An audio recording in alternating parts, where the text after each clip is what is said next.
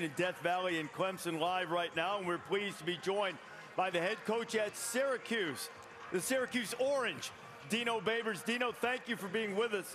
We just got word on the check down a moment ago that it looks as if Garrett Williams might not be able to go. If he can't, how does it impact your defense? It's been really good against deep shots this year.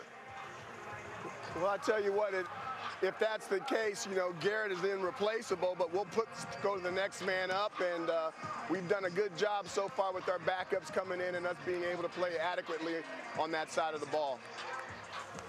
Hey, Dino, it's Kirk. Can you talk about this defense that you guys have, third year with Tony White, and what you're doing with that stack and how effective it's been in confusing quarterbacks and offensive lines and just being able to penetrate? It's been outstanding all year, and how big that could be today.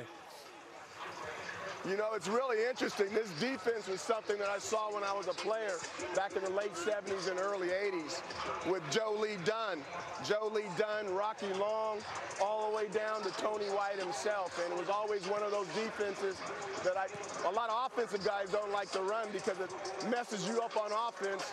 But as far as the other side of the ball, I think it's confusing and it gives you an advantage over some other teams. Coach, you look fantastic down there in Clemson.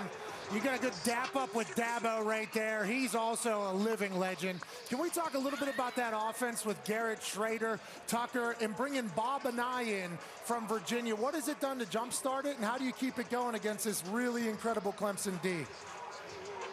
Well, I tell you what, I think Robert and I has done a fantastic job, and Garrett's done as well. Those guys have really bought in, and although it's a little bit different, there was some similarities.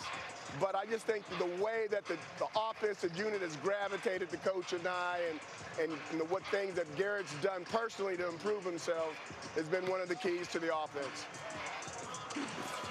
Coach, one last thing. I think we all have become such huge fans of your post-game speeches, and hopefully you get a chance to do one today. Is that something that you just come up with on the fly? They don't understand. It's not their fault. It's like you just come up with that, or is that something you premeditate and think about?